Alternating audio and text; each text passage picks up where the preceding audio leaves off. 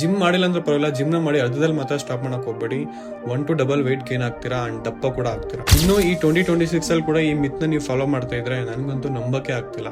3 days back ಒಬ್ರು same question ಬಂದು ನನ್ನ ಕೇಳಿದ್ರು. ಇದೇ ತರ ತುಂಬಾ ಜನಕ್ಕೆ ಡೌಟ್ ಇದೆ. See guys, coming straight to the point, ಒಬ್ಬ ವ್ಯಕ್ತಿ ದಪ್ಪ ಆಗ್ತಿದ್ದಾನೆ ಅಂತಂದ್ರೆ ಅದು ಒಂದೇ ಪ್ರೈಮರಿ ರೀಸನ್. ಅದು ನಿಮ್ಗೂ ಗೊತ್ತು. ನಾವು ಬಾಡಿಗೆ ಬೇಕಾಗಿರೋದಕ್ಕಿಂತ ಜಾಸ್ತಿ ಫುಡ್ ನ ಕನ್ಸ್ಯೂಮ್ ಮಾಡ್ತಿದ್ರೆ ಅಂಡ್ ಕ್ಯಾಲೋರೀಸ್ ಕೂಡ ಜಾಸ್ತಿ ತಿಂತಿದ್ರೆ ಆಬ್ವಿಯಸ್ಲಿ ವೇಟ್ ಗೇನ್ ಆಗೇ ಆಗುತ್ತೆ, ಜಿಮ್ ಹೋಗದೆ ಇಲ್ಲಿ. ಈ ಡೌಟ್ ಬರಕ್ ಮೈನ್ ರೀಸನ್ ಏನು ಅಂತಂದ್ರೆ, ಈಗ ನೀವು ಜಿಮ್ ಸ್ಟಾರ್ಟ್ ಮಾಡಿದ್ರೆ ಸಡನ್ಲಿ ನಿಮ್ಗೆ ಒಂದು ಸೀರಿಯಸ್ನೆಸ್ ಬರ್ತದೆ ಅಂಡ್ ಫುಡ್ ಅಲ್ಲಿ ಕೂಡ ಕಂಟ್ರೋಲ್ ಆಗಿರ್ತೀರಾ. ಡೈಲಿ 10K ಸ್ಟೆಪ್ಸ್ ಅಂತ ಕಂಪ್ಲೀಟ್ ಮಾಡ್ತಿರ್ತೀರಾ, ವೆಯ್ಟ್ ಲಿಫ್ಟ್ ಕೂಡ ಮಾಡ್ತಿರ್ತೀರಾ. ಈ ಪ್ರೋಸೆಸ್ ಅಲ್ಲಿ ವೆಯ್ಟ್ ಲಾಸ್ ಕೂಡ ಆಗುತ್ತೆ ಅಂಡ್ ಎಕ್ಸರ್ಸೈಸ್ ಮಾಡ್ತಿರೋದ್ರಿಂದ ಬಾಡಿ ಶೇಪ್ ಅಲ್ಲಿ ಕಾಣಿಸ್ತಿರುತ್ತೆ. ಬಟ್ ಕೆಲವು ದಿನ ಆದ್ಮೇಲೆ ನೀವು ಜಿಮ್ ಸ್ಟಾಪ್ ಆದ್ಮೇಲೆ ಅಂತೂ ಕೇಳಕ್ಕೆ ಹೋಗ್ಬೇಡಿ. ಹೆಂಗೋ ಜಿಮ್ ಬಿಟ್ಟಿದ್ದೀನಲ್ಲ ಅಂತ ಹೇಳಿ 10K ಸ್ಟೆಪ್ಸ್ ಮಾಡ್ತಿರ್ತೀರಾ, ಮುಂಚೆ ಅದು ಮಾಡಲ್ಲ. ಫುಡ್ ಅಂತೂ ಕೇಳಕ್ ಹೋಗ್ಬೇಡಿ. ಮನೇಲಾಗ್ಲಿ ಆಚೆ ಆಗ್ಲಿ ಸಿಕ್ಕಿದನ್ನೆಲ್ಲ ತಿಂತಾ ಇರ್ತೀರಾ. ಇಲ್ಲಿ ನೋಡ್ಬೇಕಿರೋದು ಏನು ಅಂತಂದ್ರೆ, ದಪ್ಪ ಆಗ್ತಿದ್ದೀರಾ, ವೆಯ್ಟ್ ಗೇನ್ ಆಗ್ತಿದ್ದೀರಾ ಅಂತಂದ್ರೆ ಒಂದೇ ರೀಸನ್, ನಮ್ ಬಾಡಿಗೆ ಬೇಕಾಗಿರೋದಕ್ಕಿಂತ ಜಾಸ್ತಿ ಕನ್ಸ್ಯೂಮ್ ಮಾಡ್ತಿದ್ರೆ ಆಬ್ವಿಯಸ್ಲಿ ಅದು ವೇಟ್ ಗೇನ್ ಆಗೇ ಆಗುತ್ತೆ. ಅದು ಬಿಟ್ಟು ಜಿಮ್ ಮಾಡಿ ಆದ್ಮೇಲೆ ಈ ತರ ಆಯ್ತು ಅನ್ನೋದೆಲ್ಲ ಸುಳ್ಳು. ನಿಮ್ ಫ್ರೆಂಡ್ಸ್ ಅಲ್ಲಿ ಯಾರಾದ್ರೂ ಇದೇ ತರ ಡೌಟ್ ಪಡ್ತಿದ್ರೆ ಈ ವಿಡಿಯೋನ